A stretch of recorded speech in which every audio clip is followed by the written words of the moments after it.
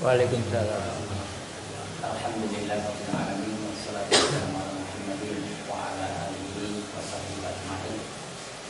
Bersama mari kita awali kajian yang basmalah. Bismillahirrahmanirrahim. Melanjutkan bahasan yang lalu, bagian kekuatan dan kelemahan dari juz tertentu yang memiliki ayat pada halaman 7 sampai dengan 13 sebanyak 74 ayat.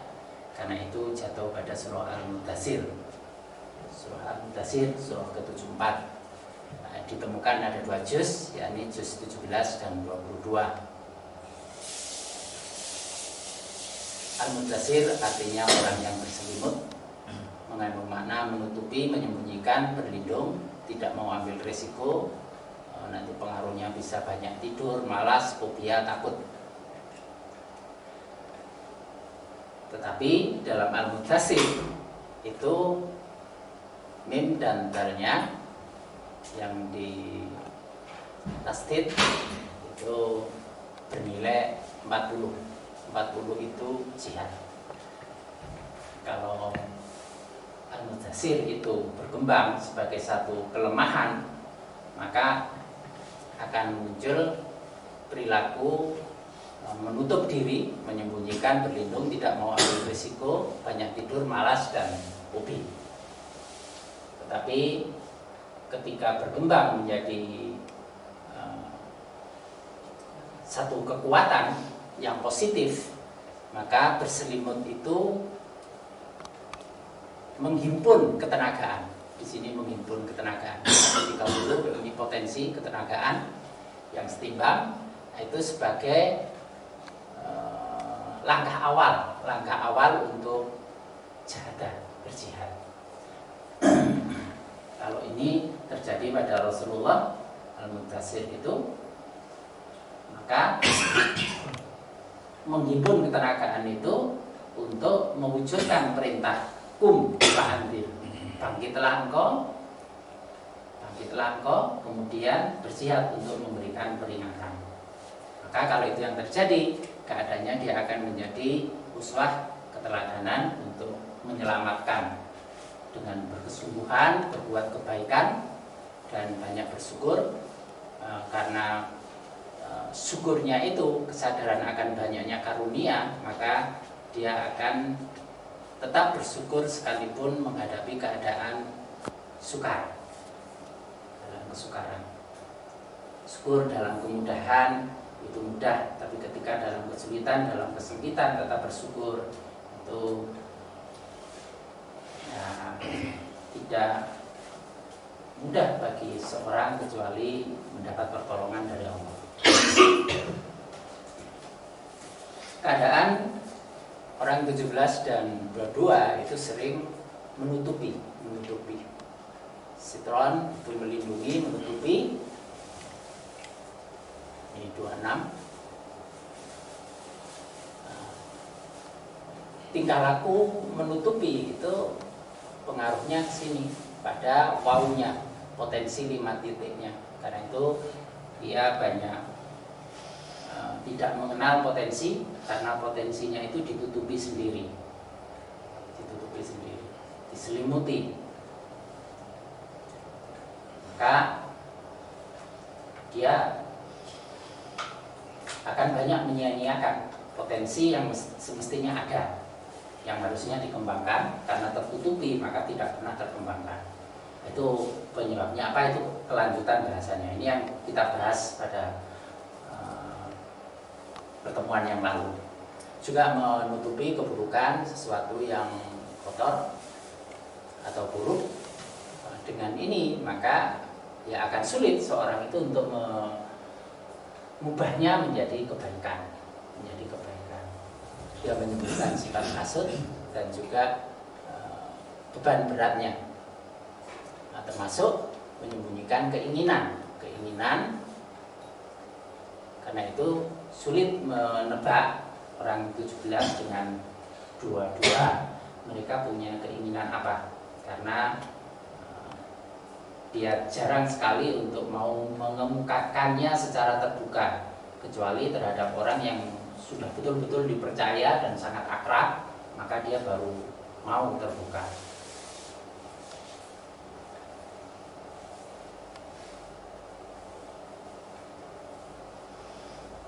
Nah, ini bahasanya kelanjutan yang lalu kan sampai sini. Ini juga sudah dibahas ya. Kalau ini karunia, maka dia akan memiliki rasa takut, tapi rasa takut itu yang sifatnya terpuji. Rasa takut terpuji itu sebagaimana rasa takutnya orang-orang yang khusyuk, yang itu akan membawa pada keselamatan dan kesucian batin. Itu bahasanya yang lalu. Tapi pada sisi sini dia akan menutupi potensi-potensinya sehingga dia tidak mengenal kelebihan-kelebihannya, disia-siakan. Juga hal yang buruk ditutupi, maka dengan menutupi yang buruk ya orang akan sulit untuk mengubahnya pada kebaikan.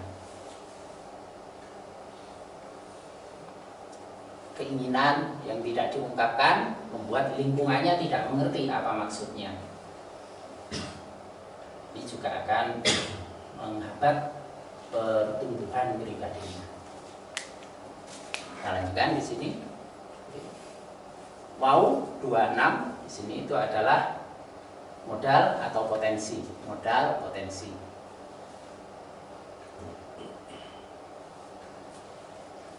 Potensinya, modal atau potensinya tertutup.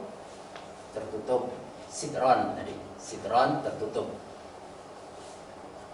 Tertutupnya itu sebagaimana banyaknya potensi yang tersembunyi di dalam gua. Banyak potensi yang tersembunyi di dalam gua. Atau juga 18 itu kata bahrun. Bahrun.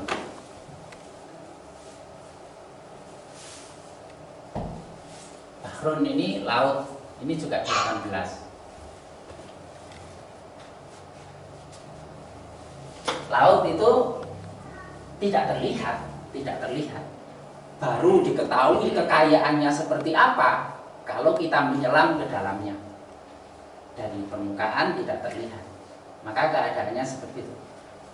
Potensinya tersembunyi sebagaimana kekayaan yang tersembunyi di dalam laut, bahrun, maupun yang tersembunyi di dalam gua.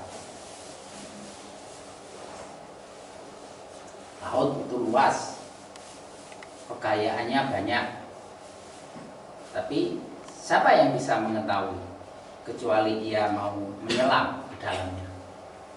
Tapi menyelam itu butuh keberanian, butuh kemauan kuat, dan termasuk kesediaan untuk menerima risiko untuk menyelam.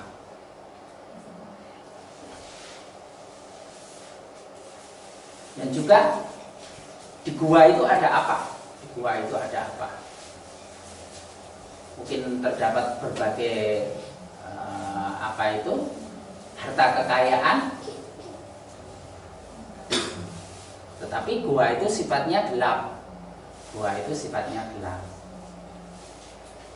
Dan untuk masuk sama, butuh keberanian, butuh kesungguhan, kesediaan untuk menerima risiko. Itu untuk masuk ke dalam gua sehingga tahu di dalamnya itu ada apa. Dalam gua bisa saja ditemukan air yang segar, bisa ditemukan barang-barang tambang atau yang lain. Jadi persoalannya gelap. Laut pun juga gelap dalam kedalaman. Maka itu akan membuat potensinya tetap tertutup kalau tidak ada keberanian. Nah, semakin tertutup, dia akan semakin berada pada selimut ketika semakin kuat tekanan-tekanan dalam hidupnya. Karena itu, ini menunjukkan pengertian bahwa juz 17 dan 22 itu tidak boleh atau perlu diusahakan supaya dia tidak terlalu banyak mengalami tekanan dalam hidupnya. Semakin tertekan, dia akan semakin bersembunyi dalam selimutnya. Itu ciri al-mudassir itu seperti ini. tantangan dalam hidup itu ya macam-macam, tapi semuanya itu sifatnya mempengaruhi hati, karena dalnya ini dal tasdid.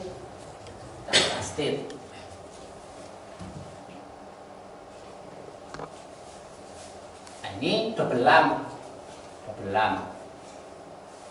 46 itu kolbun hati, tekanan batin. Makin banyak tekanan dalam hidupnya, dia akan semakin kuat berada pada selimutnya. Kecuali nanti ada pengecualian, kalau dia mengambil tindakan yang benar, maka seperti yang saya katakan pertama tadi, bahwa berselimutnya itu tidak bersembunyi, tidak menghindari sesuatu yang ditakutkan, melainkan untuk menghimpun ketenagaan, untuk membuat lompatan yang berarti.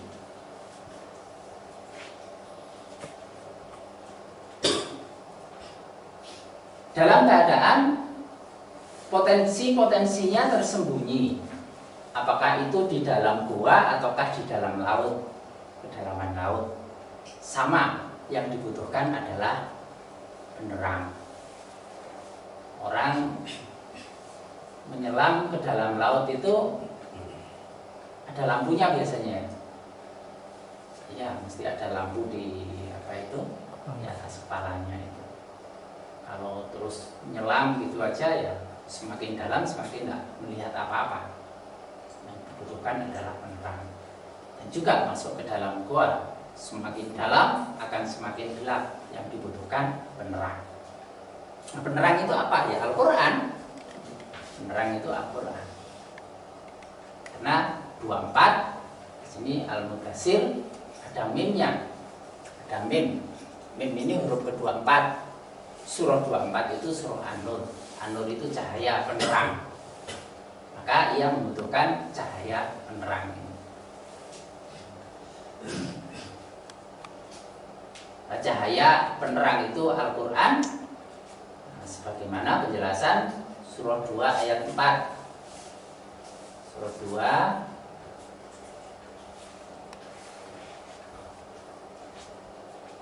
ayat 4. Ini. Walladzina yu'minuna bima unzila ilaika wa ma unzila min qablik wa bil akhirati hum yuqinun. Dan mereka beriman kepada kitab Al-Quran.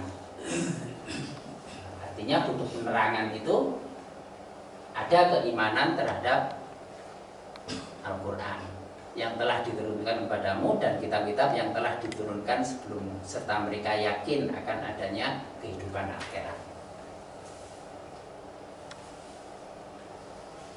Ada keyakinan bahwa dengan Quran itu potensi-potensi dirinya itu pada akhirnya akan ditemukan, kekayaan-kekayaan yang selama ini tersembunyi. Itu kalau disorot dengan Al-Quran. Baik untuk yang tipe gua maupun tipe laut.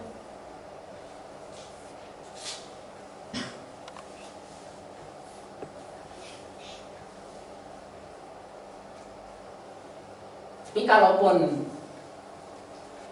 dapat ditemukan, harus selalu ingat bahwa 18 ini Al-Kahfi ayatnya 110. Ayatnya 110. 110 kalau dikalikan ke surah An-Nasr, pertolongan Allah. Itu yang perlu disadari, bahwa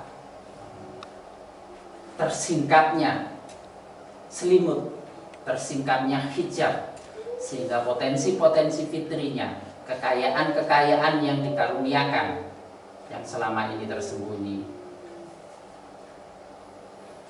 kemudian dapat diketahui, tersingkap, itu semata-mata karena pertolongan Allah. Itu sikap dasar yang harus ditanamkan.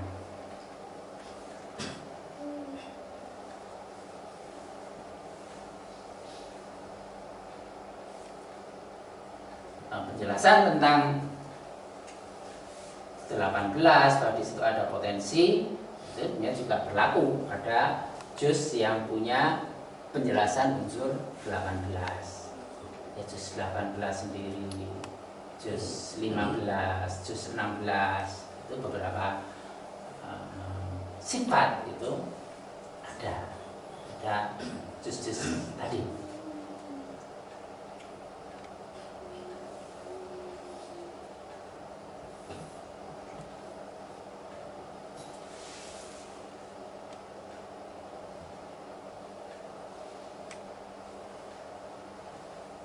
Orang masuk gua tanpa membawa cahaya pelita, di dalamnya bisa ada bahaya, jurang yang tidak diketahui,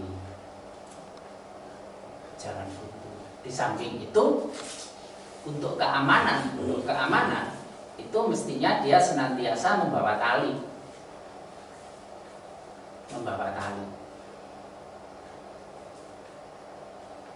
Dan juga masuk laut itu yang paling aman kalau ada pengendali, misalnya di atas kapal itu ada tali.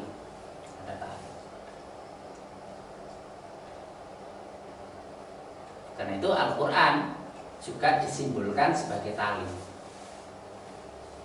Pada asar dari Ibnu Mas'ud itu dikatakan Al-Quran itu ibarat tali yang diulurkan dari langit.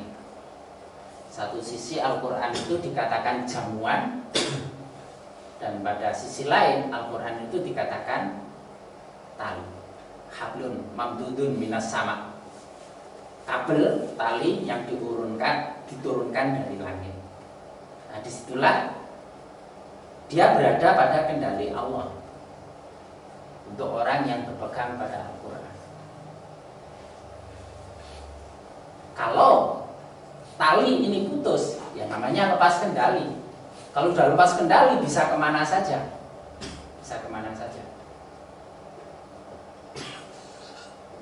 Layang-layang itu kalau tetap berada pada tali, maka geraknya itu terkontrol. Tapi kalau sudah putus dari tali, dia bisa bergerak kemana saja, dan pada bisa jatuh kemana saja yang tidak diketahui, tidak bisa terkontrol, tidak terkendali lagi. Maka adanya tali ketika orang masuk gua itu akan menjadi pengaman. Dia bisa kembali keluar. Itu yang dikatakan mudkhala sidqin mukhraja sidqin. Jalan masuk yang benar, jalan keluar yang benar. Itu kalau tetap ada kendali. Kalau putus, ya sudah. Orang masuk gua banyak lorong-lorong, tersesat, tidak bisa keluar. Maka tetap pada kegelapan. Di laut juga gitu, ya hanyut, tidak jelas kemana. Karena laut itu banyak arus yang bisa membawa orang terseret jauh berapa kilometer dari tempat asalnya.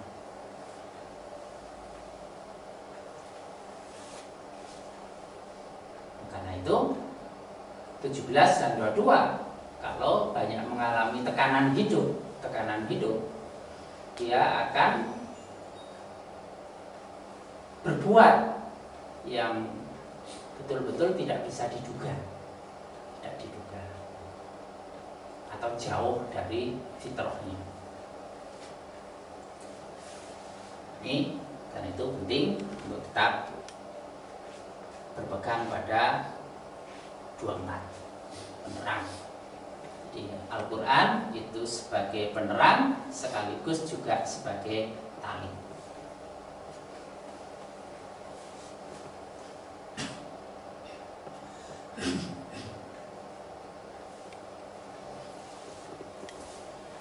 Selain membutuhkan penerang dan tali untuk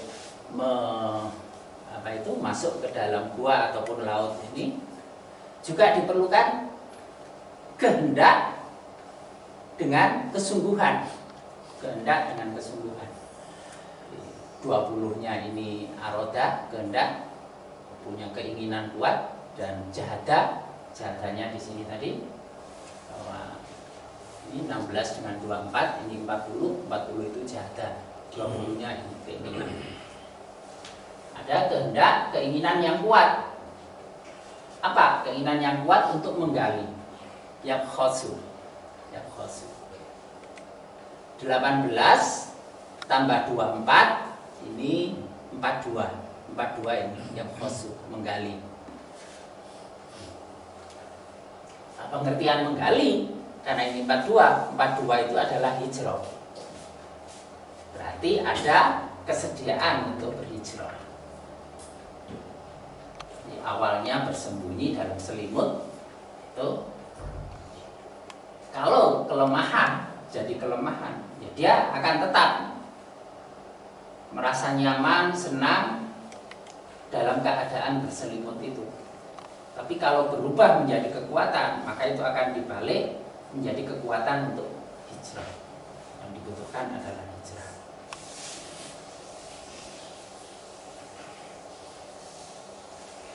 Adanya keinginan yang kuat dengan kesungguhan.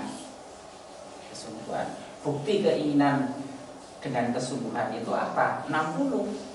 20 tambah 40 ini 60. Surah 60 itu Mumtahanah, Al-Mumtahanah. Surah 60 ini Al-Mumtahanah. Mumtahanah itu wanita yang diuji. Mumtahanah itu wanita yang diuji. Bukti seseorang itu punya keinginan dan kesungguhan yang kuat itu pada keadaan bagaimana ia menghadapi ujian ini. Wanita itu simbol lemah. Wanita itu simbol kelemahan. Walaupun di balik kelemahan itu ada kekuatan. Karena An-Nisa itu kan surah 4. An-Nisa itu surah 4. Tapi 4 ini kan juga dari 13. 13 itu kekuatan. Ini Mumtahanah, wanita yang diuji. Maka ukurannya dilihat bagaimana ia menghadapi ujian ini. Punya ketahanan yang bagus atau tidak, itu untuk melihat dia punya keinginan kesungguhan yang kuat ketika menghadapi ujian. Menghadapi ujian ketika masih kuat belum ukuran. Ukurannya itu ketika sudah tidak berdaya, lemah, sudah lemah, masih diuji. Ibaratnya orang itu mengalami musibah yang beruntun. Musibah yang beruntun. Terus kena gini, kena ini. Umpamanya nyambut kayak dipecat dari pekerjaan, terus anak sakit, istri minta cerai. Itu kan namanya numpuk itu sudah dalam keadaan lemah, jatuh tertimpa tangga, digigit serangga. Itu namanya numpuk dalam keadaan lemah. Itu masih sampai sambat. Nah, sambatnya itu ibaratnya sebagaimana ini gambaran surah 2 ayat 214 ini.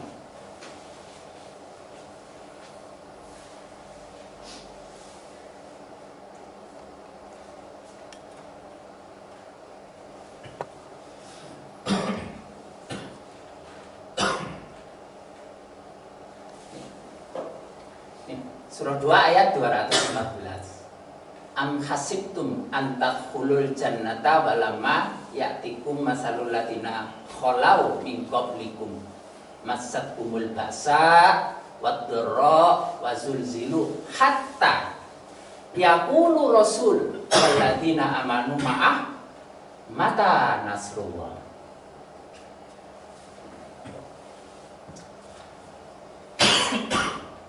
Ala inna nasrullah qarib. Apakah kamu mengira bahwa kamu akan masuk surga padahal belum datang kepadamu cobaan atau ujian? Sebagaimana halnya orang-orang terdahulu sebelum kamu. Mereka ditimpa oleh malapetaka, ba'sa, wadharrah, dan kesengsaraan, wazulzilu, serta digoncangkan, mengalami kegoncangan dengan bermacam-macam cobaan, sehingga berkatalah Rasul dan orang-orang yang beriman bersamanya, bilakah datangnya pertolongan Allah. Kan gambaran bisa jadi seolah-olah manusia itu sampai pada tingkat meragukan atau tidak percaya bahwa pertolongan itu ada, karena ditunggu-tunggu. Iki rasanya itu wis kepepet, wis gak berdaya. Kok jenenge pertolongan itu ora datang-datang, gak teko-teko. Jadi ono pertolongan itu ndi. Padahal pertolongan Allah itu kan sering begitu. Ketika Nabi Musa dalam perjalanan begitu sampai di tepi laut dalam keadaan begitu, tidak bisa jalan lanjut, tidak bisa nyebrang, sedangkan musuh tetap ngejar, makin lama makin dekat. Nah, itu kan semakin ciut, semakin kecil loh hati itu, sudah mir-mir, sudah seperti mau putus harapan. Keadaannya kan seperti itu. Dalam keadaan begitulah pertolongan itu diturunkan. Itu sudah kepepet. Maka ini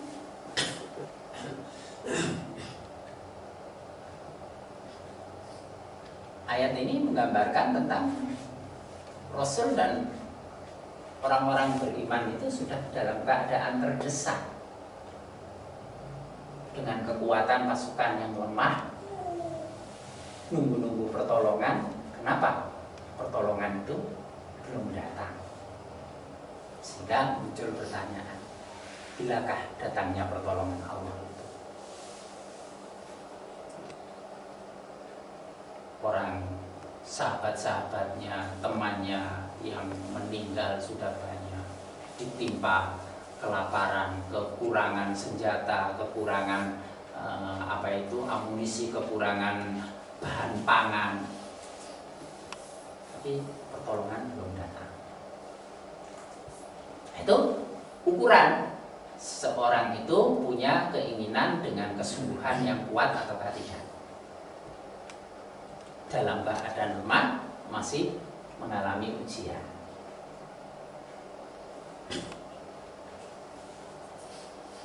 Nah, biasanya yang muncul itu pada manusia menyatakan dirinya itu sudah nggak kuat, dirinya sudah nggak kuat.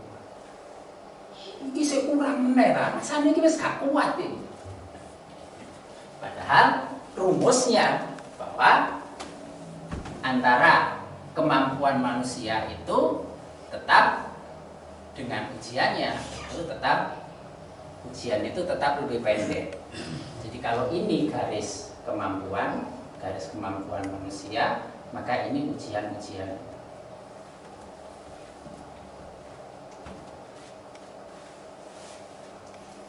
Tidak ada ketetapan Allah itu yang melampaui kekuatan yang bisa ditunjukkan oleh manusia, yang bisa diwujudkan oleh manusia. Contoh, kalau ada perintah untuk menahan diri dari makan dan minum, itu masih dalam batas waktu yang memang manusia bisa menjalankannya. Perintah puasa,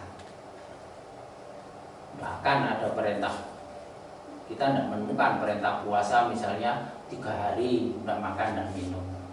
Itu melampaui kekuatan manusia. Ya, hanya sehari itu aja. Paling lama orang puasa itu menahan diri dari makan dan minum pada wilayah tertentu ya mungkin sekitar 18 jam. Kalau kita biasanya 13 jam di Indonesia. Tapi yang daerah dekat kutub gitu, mungkin antara 18 bahkan 19 jam. Tapi itu pun sistem alam itu sudah diatur. Kita 13 jam tapi memungkinkan bahwa cairan tubuh itu cepat hilang karena panas. Tapi yang tidak makan minum 18 jam sudah diatur bahwa cairan tubuh tidak cepat menguap karena hawanya dingin itu. Nah, jadi tetap dalam batas kemampuan manusia, tidak ada yang melampaui. Nah, kalau dengan cobaan-cobaan ini manusia kemudian merasa bahwa sebenarnya sudah mentok, sudah tidak tahan lagi, kata Rasulullah, itu hanya ya kesabarannya yang kurang, kesabarannya saja. Tapi kalau ujiannya, cobaannya itu tetap tidak melampaui batas kekuatan.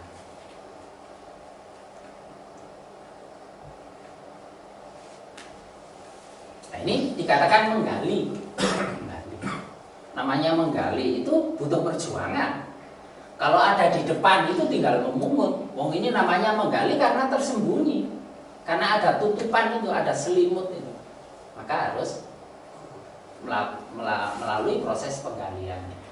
Proses keinginan dengan kesungguhan yang kuat dalam menggali ini, itu yang dikatakan ada kesediaan untuk hijrah. Untuk hijrah.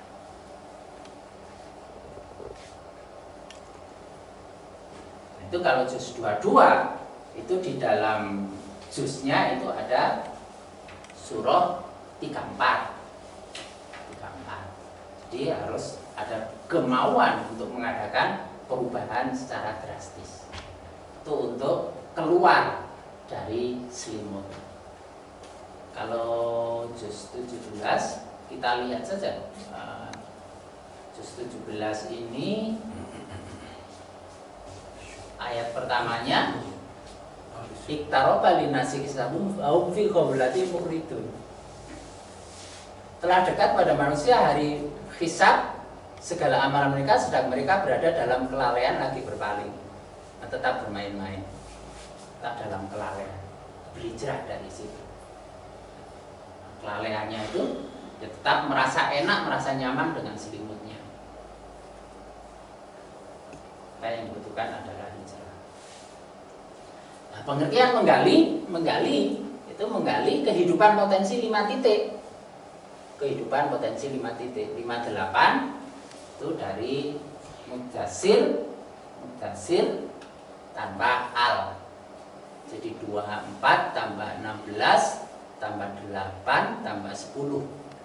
Ini 58 itu danya itu kehidupan. Kemudian ini 50 itu 5 titik. Potensi 5 titiknya. Apa yang masih tersembunyi? Akhfa ini angkanya juga 58, itu artinya tersembunyi. Nah, potensi yang masih tersembunyi.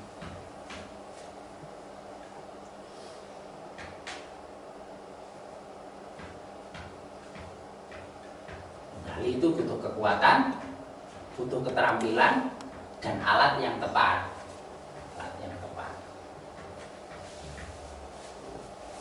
Kalau semuanya lengkap, peranatanya ini sempurna, ya akan memperoleh kemudahan untuk menggali secara tepat dan cepat.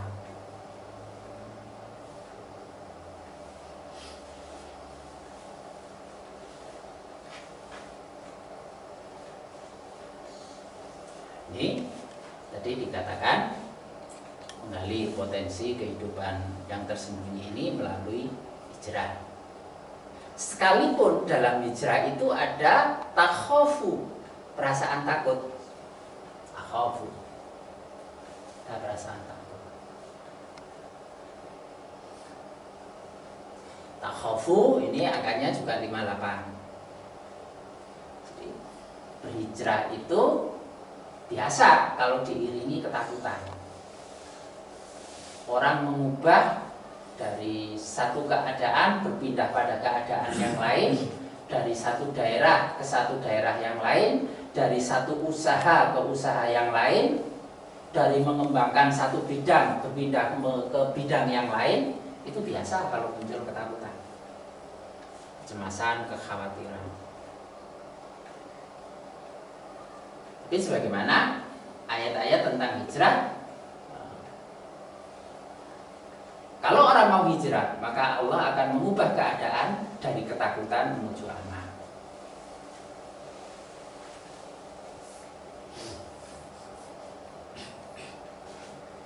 Nah, perpindahan itu juga mesti ada risiko.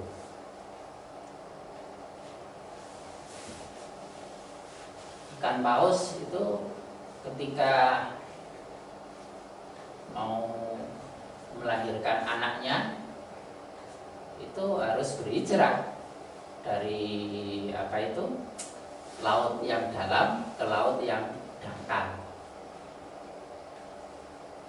sampai anaknya lahir, sampai anaknya bisa dilatih untuk mencari makan sendiri.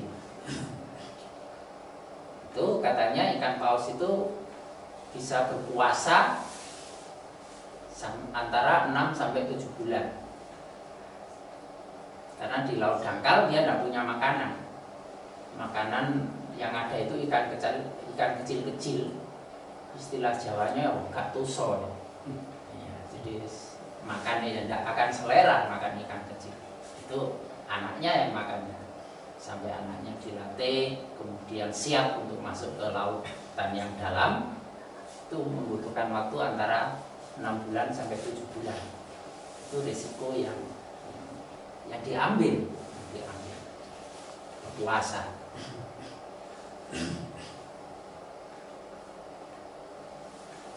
Berapa ikan itu dia hidupnya di laut, tapi waktu bertelur harus ke air tawar, ke sungai.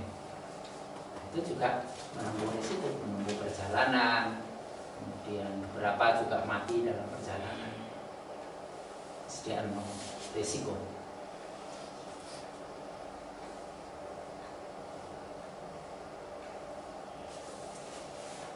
Tetapi untuk hijrah, ya ini sering 17 dan 22 itu mengalami ketakutan. Memulai hal yang baru itu sering takut. Itu cirinya 17 dengan 22. Memulai hal baru tidak mudah.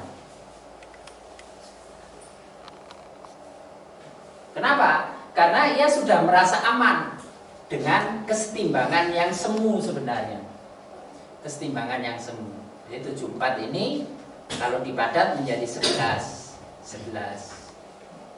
Sedangkan 28 ini adalah kata khofa. Khofa ini sama artinya dengan ini, membentuk menjadi kata takhofu, takut. Khofa.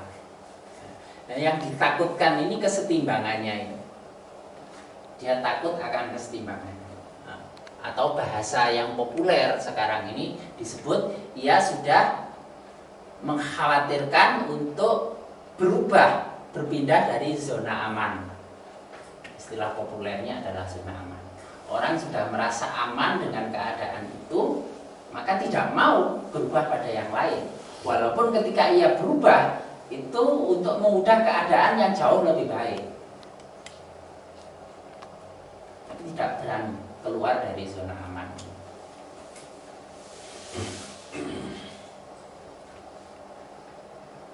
Nah, 11 dengan 28 itu 39. Takhrohu. Jadi dia ada kesenangan dengan kondisi yang sudah setimbang ini. Kalau juz 22, nah, padahal itu kesenangan itu sifatnya menipu. Dia tertipu. Hurra itu tertipu. Hurra menipu, hurra itu tertipu. Ditipu oleh kesenangan. Kesenangan akan kesetimbangan yang merupakan zona aman. Jadi kesetimbangan yang sifatnya semu.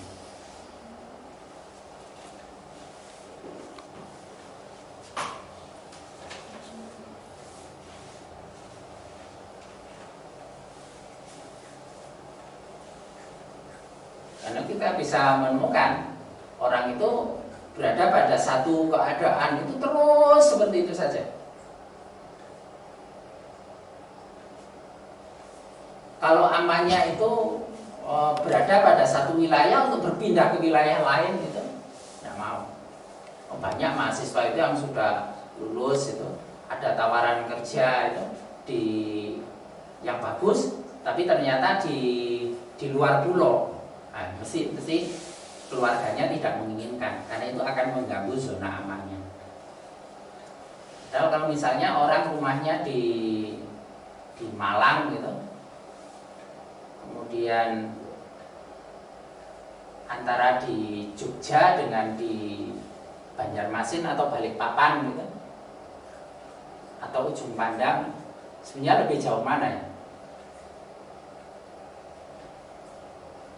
Ya lebih jauh Jogja. Perjalanan ke Jogja berapa jam? Tapi kalau perjalanan pesawat ke luar pulau itu hanya berapa jam? Nah, jadi jarak itu sebenarnya semu saja. Tapi orang akan melihat itu. Zona amannya itu akan terganggu kalau melihat jarak yang jauh dan dibatasi oleh laut, dipisahkan oleh laut. Ini contoh tidak mau berubah dari zona aman. Tingkah laku juga begitu. Ada tingkah laku yang perlu diubah, tapi mengubah tingkah laku itu ada resiko, ada sistem kesetimbangan yang terganggu, zona amannya terganggu, maka orang tetap bertahan pada tingkah laku yang lama. Untuk memulai yang baru itu akan sukar. Itu dia berada pada kesenangan yang menipu, kesenangan yang menipu. Untuk 17 dan 24 itu, dia bertahan pada zona aman itu karena ada ketakutan pada ini. 39 itu adalah 10 dan 29. 10-nya itu padatan dari 46. 46 itu kolbun hati. 29 itu hamazah, goncangan. Jadi kegoncangan hati itulah yang menjadi kecemasan atau ketakutannya untuk mau berhijrah. Maka tetap dalam selimut, karena selimut itu sebagai zona aman.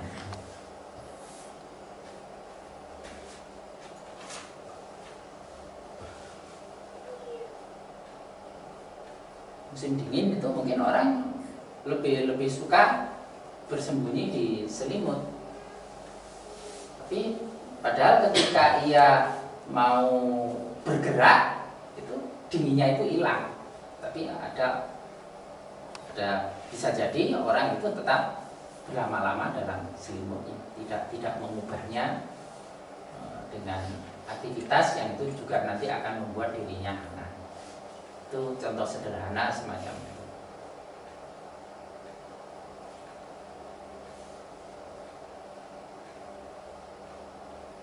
Untuk itu yang dibutuhkan adalah harus mengubah keadaan, membalik keadaan dari 74 diubah menjadi 47.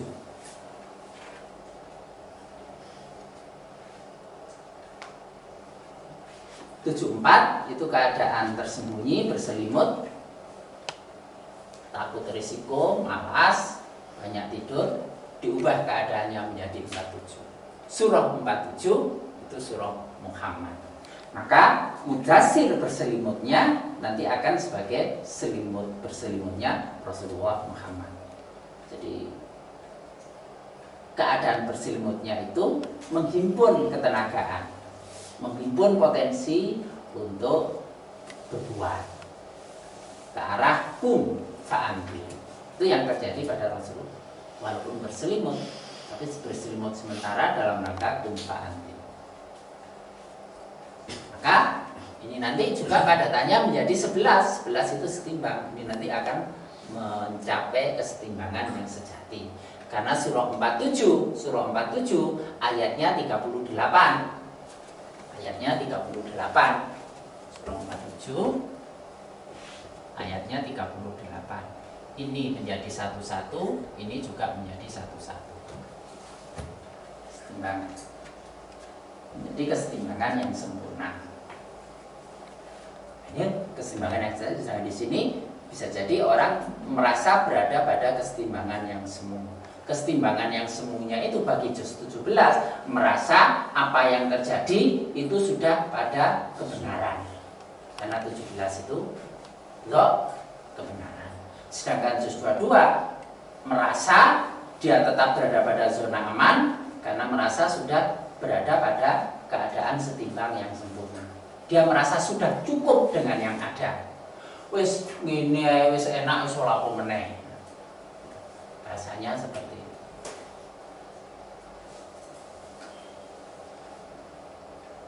Merasa cukup karena kaf itu artinya cukup. Dua-dua itu kaf itu cukup. Dua-dua merasa berkecukupan dengan yang ada. 17 merasa sudah benar dengan yang ada, maka tidak mau hijrah. Padahal dia dalam keadaan berselimut. Untuk itu harus mau membalik keadaan menjadi 47, maka sebagaimana Rasulullah Muhammad. Keadaan berselimut itu perlu disadari sebagaimana surah 7 ayat 4. Yaitu wa kam min qaryatin ahlaknaha faja'aha ba'suna bayatan aw hum qailun. Betapa banyak negeri yang telah kami binasakan. Banyak kerusakan, banyak kebinasaan, banyak yang celaka.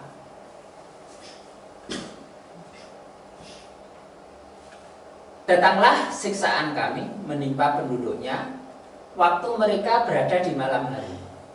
Malam hari itu dalam keadaan tidur dalam selimutnya, atau waktu mereka beristirahat di tengah hari.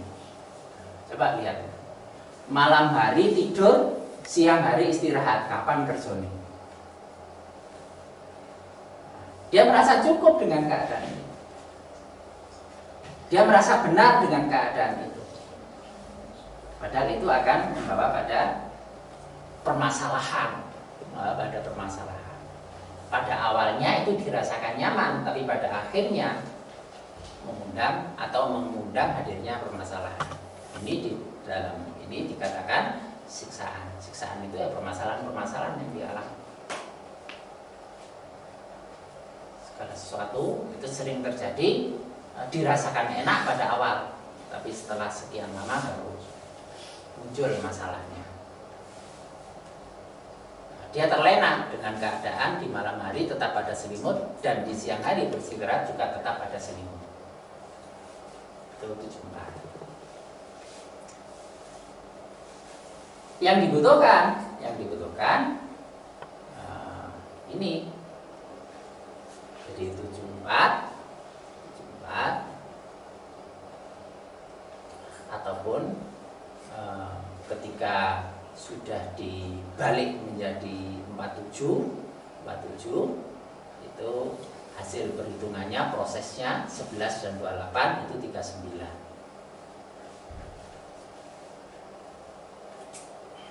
Surah 3 ayat 9.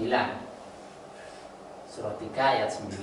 Rabbana innaka jami'un nasi liyaumil la raiba fi innallaha la yukhliful mi'ad. Ini prinsip dasar yang harus dipegang untuk membuat khususnya juz 17 dan 22 itu mau berhijrah keluar dari zona aman, mau melepas selimut untuk berbuat. Ya Rabb kami, sesungguhnya Engkau mengumpulkan manusia, itu satu kepastian, mengumpulkan manusia untuk menerima balasan pada hari yang tidak ada keraguan padanya. Sesungguhnya Allah tidak menyalahi janji. Kebaikan yang akan diperoleh bagi orang yang hijrah itu satu kepastian. Ini harus ditanamkan sebagai satu keyakinan.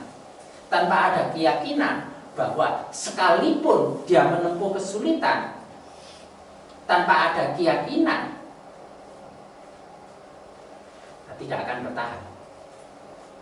Tapi kalau sudah ada keyakinan bahwa hasilnya itu akan baik, orang mau menempuh kesulitan. Keyakinannya bahwa Allah tidak menyalahi janji. Allah memberikan balasan. Itu sebagai kebaikan yang diperoleh bagi orang yang hijrah, bagi orang yang mau melepas selimut, mau melepas hijab diri. Kepastian yang tidak ada keraguan di dalam.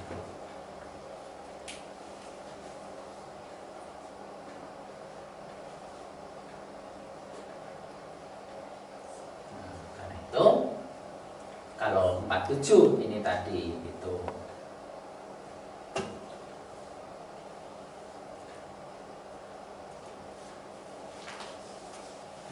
ini tadi surah Muhammad, maka 39-nya ini adalah juga menunjuk pada Muhammad, karena 39 ini Ahmad. Yang ayatnya mengatakan tentang pentingnya keyakinan bahwa Allah tidak menyalahi janji. Allah akan mengubah bagi orang-orang yang beriman dan berhijrah dari keadaan ketakutan menjadi aman. Allah menyediakan bumi yang lain. Bumi Allah itu luas, disediakan yang lain. Ini diantaranya ayat-ayat yang sudah diterangkan di dalam Al-Quran. Dan itu semua sebagai penerang, sekaligus sebagai tali ikatan yang dengan itu manusia dikendalikan dalam kendali Allah untuk memperoleh pertolongannya. Sekalipun dalam kegelapan, kalau orang itu ada penerang dan tali, maka keadaannya aman.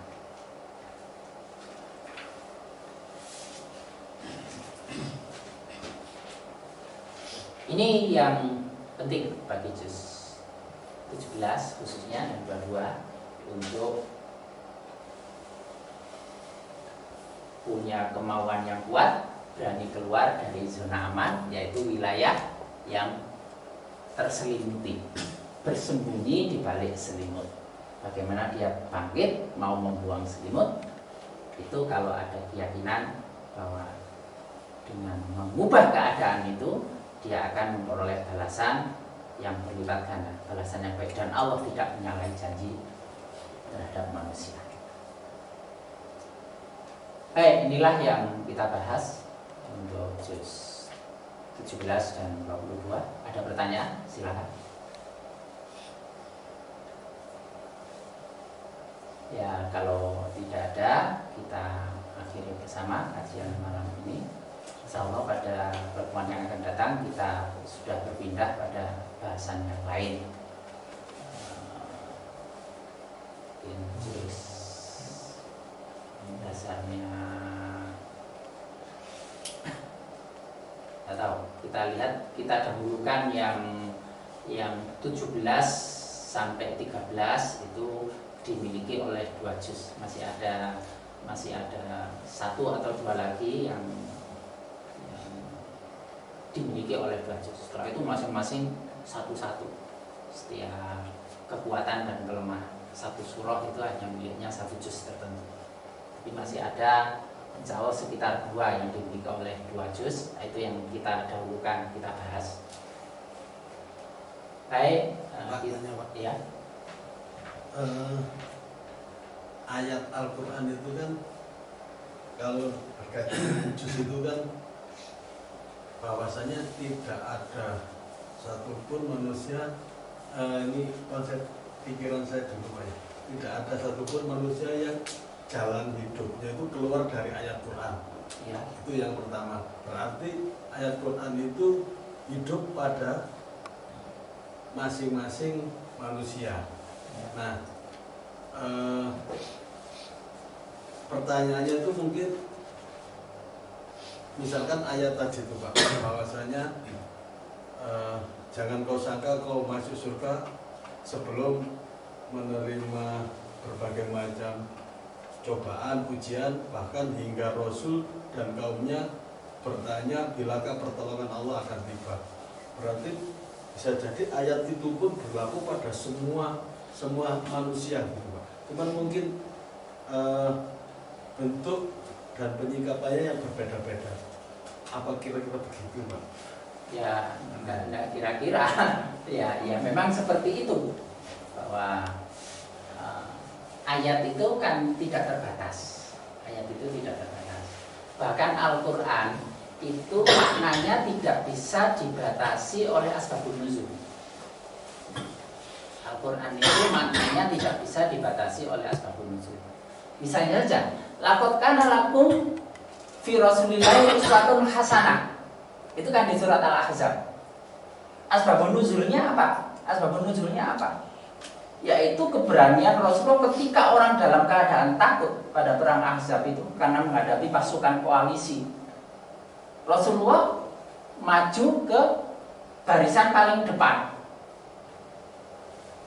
Nah, itulah yang dikatakan bahwa pada Rasulullah itu ada suri teladan yang baik bagimu. Keberaniannya menembus dalam peperangan itu, menghadapi pasukan yang besar, langsung berada di garis terdepan. Uswatun hasanah. Asbabun nuzulnya itu ini. Terus masa ayat itu hanya dibatasi terkait dengan perang. Nah, ini namanya mengepili ayat. Salah satu pemahaman ayat itu bisa dengan memahami asbabun nuzulnya, tetapi ayat itu tidak bisa dibatasi oleh asbabun nuzul.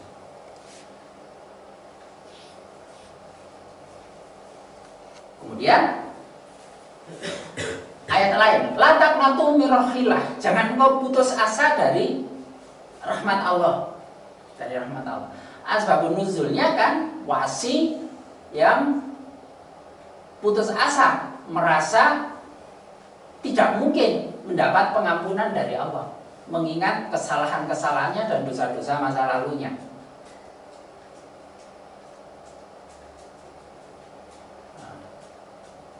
Itu katanya semua maksiat sudah pernah dilakukan oleh wasi ini, termasuk membunuh paman Rasulullah Hamzah dalam perang Uhud.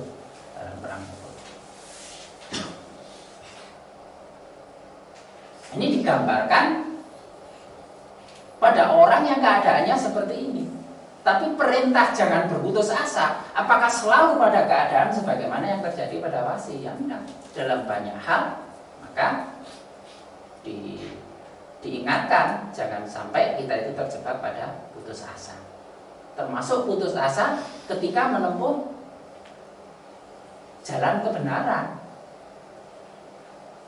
Nah, itu tadi asbabun nuzulnya itu kan putus asa karena maksiatnya. Itu tidak boleh putus asa untuk memperoleh ampunan dari Allah. Menempuh jalan kebenaran, ya juga jangan sampai putus asa. Ya itu jalannya benar tapi kok nggak tutuk-tutuk ini. Ya. Yang diharapkan itu nggak sampai-sampai.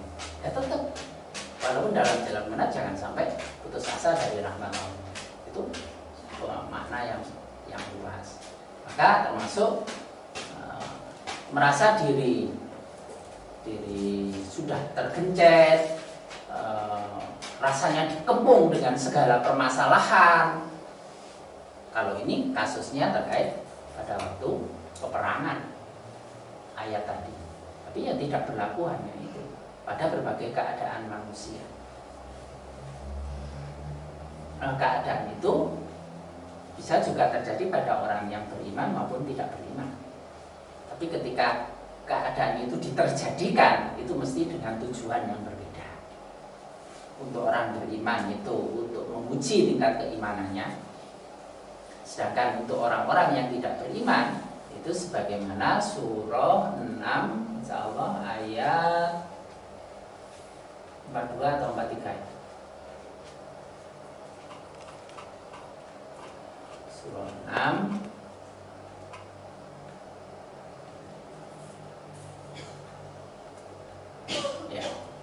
42. Dan sungguhnya kami telah mengutus rasul-rasul kepada umat-umat sebelum kami. Kemudian kami siksa mereka dengan menimpakan kesengsaraan dan kemelaratan, supaya mereka memohon kepada Allah dengan tunduk merendahkan diri. Orang yang beriman dihadapkan pada situasi yang banyak kesulitan, itu untuk menguji tingkat keimanannya.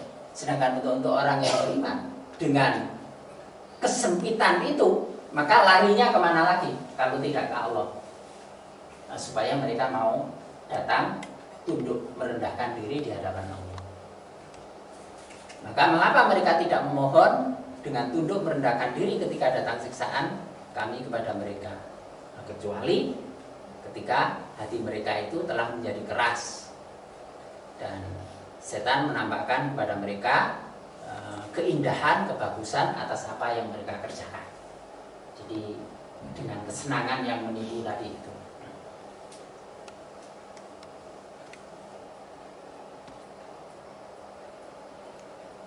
Karena itu